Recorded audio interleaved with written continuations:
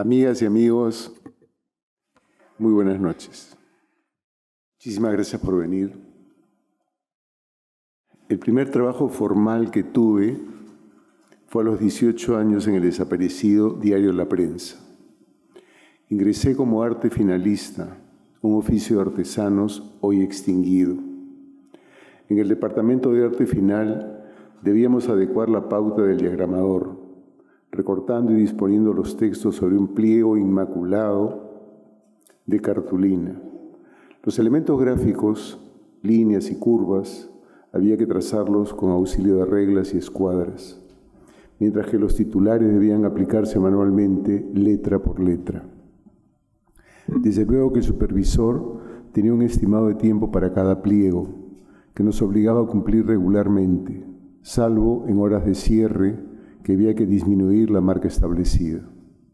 Trabajábamos inclinados sobre una mesa de luz entre 6 y 10 horas diarias, bajo el incesante estruendo del taller de impresión. La modesta sala de arte final colindaba con la planta de impresión, donde un conjunto monstruoso de linotipias y rotativas, máquinas manipuladas por una legión de operarios, imprimía las últimas noticias del diario. Era un cuadro turbio y hormigueante. A simple vista parecía un reino de pesadilla, poblado por un aura gris y ruidosa. Las condiciones de los obreros eran indignantes y justificaba la existencia de un sindicato masivo y duro. No podía pertenecer al sindicato en mi categoría de contratado, pero estuve muy cerca de sus reivindicaciones. De modo que muy joven conocí un sistema de trabajo indesligable de la explotación y que a lo largo de mi vida no he hecho más que constatarlo. Por las noches volaba a San Marcos, donde estudiaba sociología, convencido de convertirme en un político y periodista de izquierdas. Mi familia observaba con alarma esta decisión, ignorando que ella constituía un germen de mi malestar y de mi protesta. Lo diré con rudeza. El meollo de mi resentimiento nacía de la jactancia social, de la hipocresía religiosa y de la doblez moral de un sector aristocrático de mis parientes. Era un niño de 10 o 12 años y jamás olvidaré una conversación en la que se burlaban de la paga de los mineros de su compañía, unas pocas monedas, una bolsa de coca y una botella de cañazo. Mi intempestiva renuncia al diario ante un acto de injusticia, sumada al receso de la Escuela de Ciencias Sociales en San Marcos, me abrió una puerta inesperada. Mudar de la futura política profesional al arte de la literatura. Me trasladé de facultad y conseguí trabajo como profesor de lengua y literatura en un colegio religioso del Callao. Vivía entonces en La Punta y la distancia me permitía asistir a clases en una vieja bicicleta, con el cabello largo y un atuendo informal. Esos gestos causaban discrepancias entre mis colegas de saco y corbata, pero las publicaciones a mimeógrafo que hacía con 2 profesores y las bondades del fútbol cerraron esas grietas. Dedicarme a la literatura y la docencia se convirtieron pronto en decisivas pasiones. Al fin, el muchacho de clase media, huraño y deportista, rabiosamente descontento y reticente de la bohemia, descubrió un derrotero que fue cristalizándose en los años siguientes, y gracias fundamentalmente a 2 maestros. El primero, Washington Delgado. Entre la magnífica plana docente de la Escuela de Literatura, en esos años 70, destacaba la erudición y gentileza del poeta cusqueño. Asistía a todas sus clases, releía continuamente su obra poética y no tardé en lograr su amistad. Iba a su casa de lince, provisto de una botella de vino, y teníamos preciosas conversaciones. Cuando fundé la editorial Colmillo Blanco, me acompañó en la aventura. Presentó de modo brillante muchos de los libros que publiqué, incluso uno que no había leído. Al final de una tarde llegué a recogerlo y lo encontré en bata, sin rasurar, Habíamos quedado para esa noche. Teníamos una presentación importante de un joven poeta premiado, y él se había olvidado por completo. Hurgó el poemario entre el reguero de libros y papeles de su escritorio y no lo encontró. Pasaba con el ejemplar que yo tenía en la mano. «Aguárdame un minuto», me pidió, y se perdió en los interiores de esa casa profunda. Reapareció afeitado y acomodándose el saco. «Nos vamos», me dijo mientras recibía mi ejemplar. Lo hojeó durante el recorrido, en el que permaneció mudo y ensimismado. Fue una presentación espléndida, tan enjundiosa como divertida. De Washington Delgado aprendí tantas cosas, sobre todo su austeridad y su ética. Era un hombre de catadura clásica, generoso en extremo, cuya vida mesurada no renunciaba a la filosofía hedonista. Él no entendía la austeridad como un sacrificio, sino como un modus vivendi, modesto y con satisfacciones espirituales y terrenales. Esa virtud lo llevaba a abrazar una vocación omnívora por el conocimiento. Su sabiduría parecía no tener límites. Lo expresa en un poema esencial titulado Oficio y Conducta, y cito: «Este es el pan que como, a esta mujer quiero, con estas gentes hablo, ni paz ni guerra, ni sangre, ni sudor, ni lágrimas. Lucho por lo que amo, por mis alimentos y mis días, por la palabra y su hermosura, por el amor conmigo». El segundo de mis maestros fue Constantino Carballo, el extraordinario educador peruano. Lo conocí una tarde de fútbol. Lucía unos jeans desteñidos y su cabello y su barba despedía un aire mesiánico. No tardé en ser su amigo. Era apenas un año mayor que yo, pero parecía saberlo todo, intuirlo todo. La década de los 80, que trabajamos juntos, lo escuché hablar del valor del juego y de la alimentación, de la importancia de los primeros años y de la paridad de género, de la inclusión y los colonialismos, de la tecnología y del deporte, en fin, temas que han surgido en nuestra agenda educativa 3 o 4 décadas después.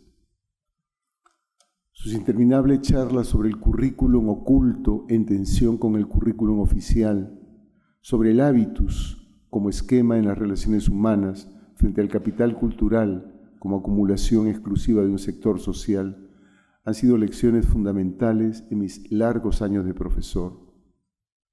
Sus reflexiones sobre el sistema educativo y lo que significa la práctica cotidiana en el aula, la noción del alumno real y no la entelequia, la tarea compleja y titánica del docente frente a la incomprensión de los poderes públicos, son algunos de los pliegues sociales que ocultan el sentido de educar y que Carballo alcanzó a revelar y denunciar con su carácter libertario.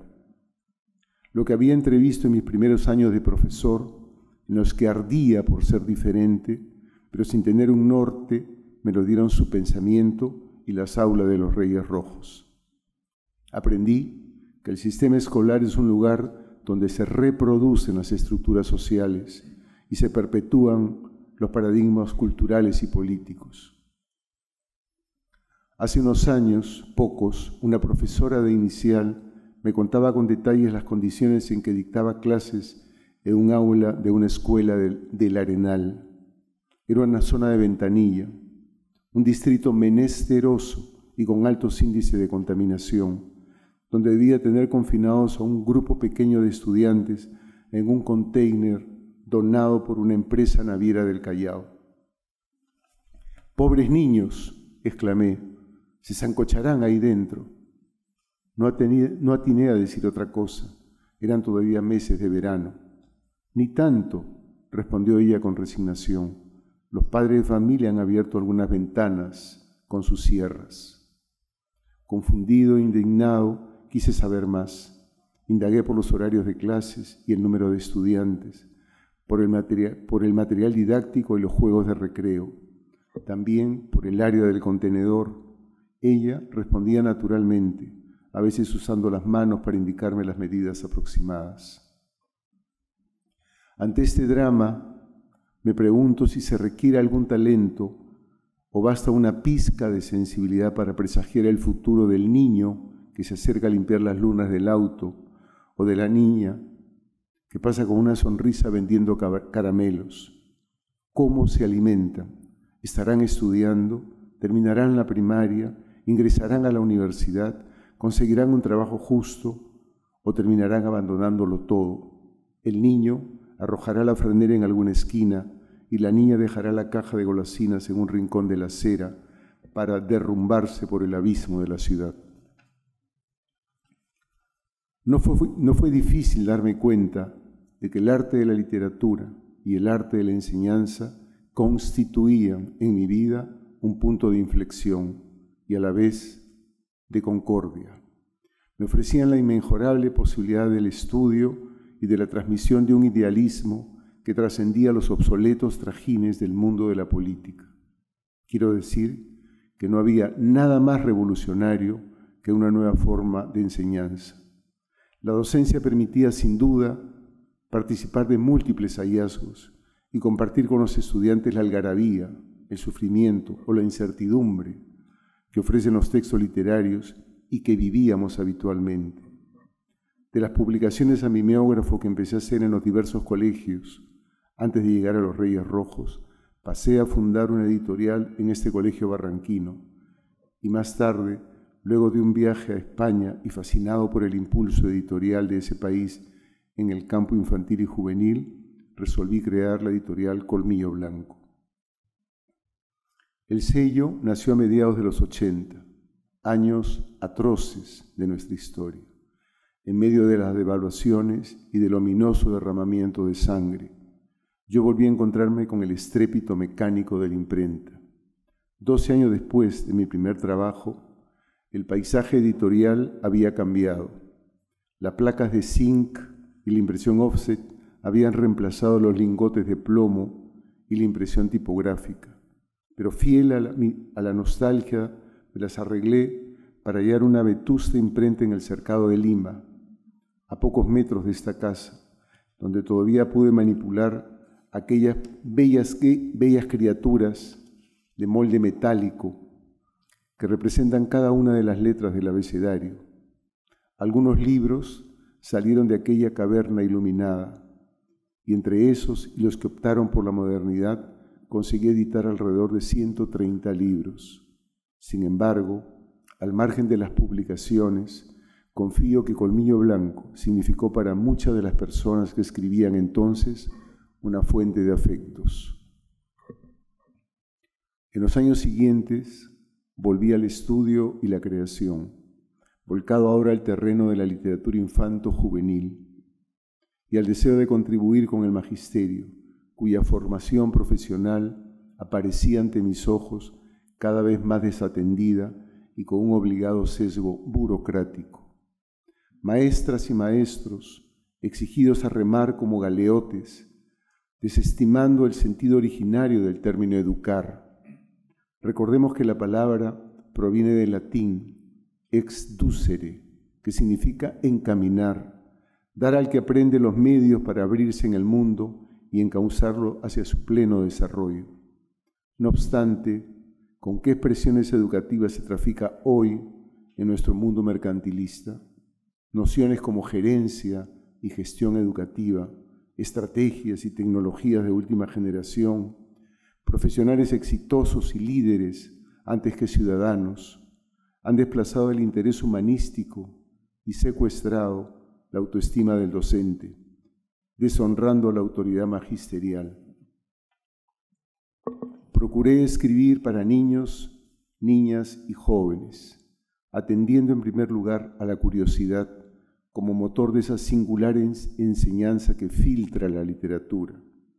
Respeté cuanto pude los conocimientos y la red de intereses del pequeño lector, confiando en el juego y en el humor como expresiones de libertad.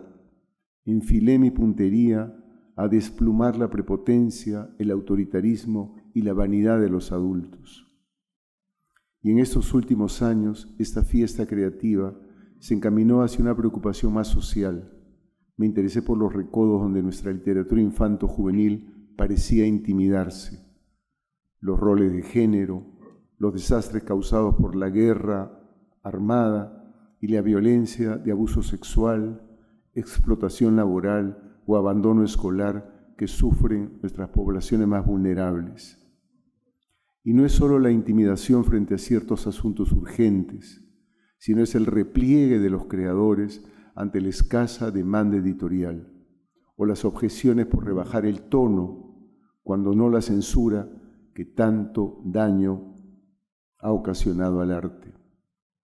Aunque por suerte el fuego continúa ardiendo, y los escritores que oscilamos entre la rebeldía y la consideración, entre la travesura y la responsabilidad, sabemos bien que los escollos son una buena señal en el camino de la exploración de nuestra sociedad y de los recursos expresivos de la literatura. Por todos estos motivos, para mí tiene un valor inestimable que la Casa de la Literatura Peruana, entidad perteneciente al Ministerio de Educación y la que tiene el mayor prestigio del Estado, sea la institución que me concede este premio. Me produce una inmensa alegría y me enaltece más conocer la lista de los ganadores anteriores, notables personalidades de la crítica, la creación y la difusión literarias.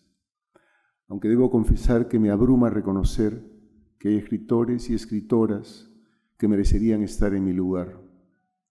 No obstante, el tramado de estas emociones me han traído a recibir este reconocimiento con humildad y gratitud. Gracias, gracias, gracias a Milagros Aldarriaga y a la hermandad de esta casa.